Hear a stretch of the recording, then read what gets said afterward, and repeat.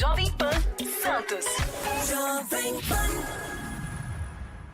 Bom dia, Paulo, amigos da mesa e ouvintes da Jovem Pan. Nos últimos meses estamos acompanhando intervenções rotineiras do Judiciário sobre o governo de Jair Bolsonaro. Por serem em esfera federal, esses atos extraordinários do Judiciário têm maior repercussão.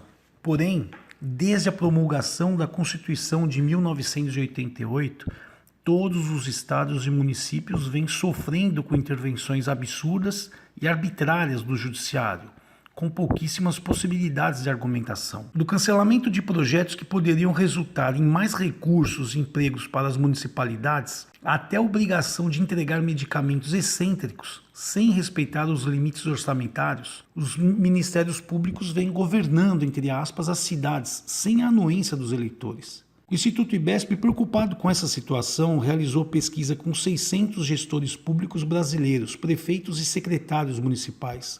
E o resultado é alarmante. 51% deles afirmam que o judiciário invade totalmente a competência do executivo municipal. 27% dizem que o judiciário invade parcialmente. 14% não quiseram responder e apenas 8% afirmam que não há invasão do judiciário nas competências do executivo. Poucos são os promotores públicos que reconhecem a sua incapacidade de conhecer todos os assuntos da gestão pública.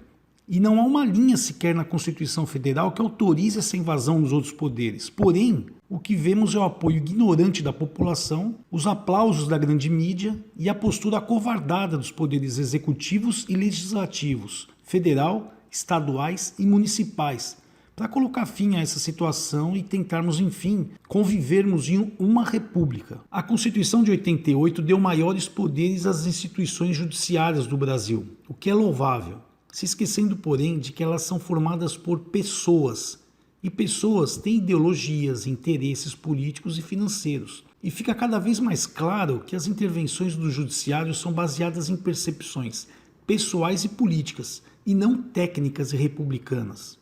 Vivemos em pleno supremismo, ou seja, vivemos em uma ditadura do Supremo Tribunal Federal e do judiciário politizado. Os exemplos são muitos, tais como a decisão do ministro Alexandre de Moraes do STF, que barrou rapidamente a nomeação totalmente ilegal do delegado Alexandre Ramagem para a diretoria-geral da Polícia Federal.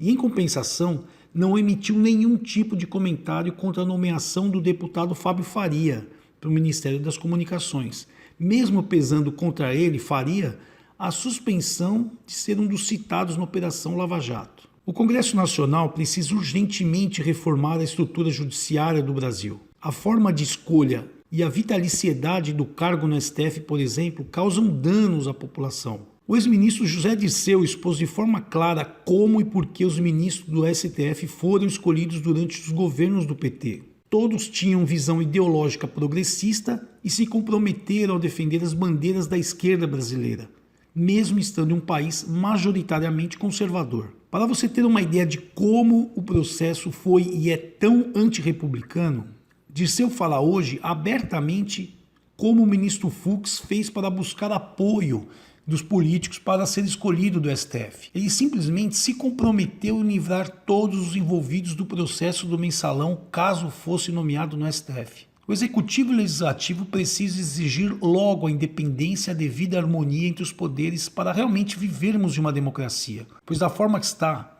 com o judiciário protagonista exposto nas redes sociais, a população tentará impor esses limites da pior forma possível. Eu sou Marcelo de Giuseppe, cientista político do Instituto de Planejamento Estratégico IBESP. Um bom dia aos ouvintes da Jovem Pan.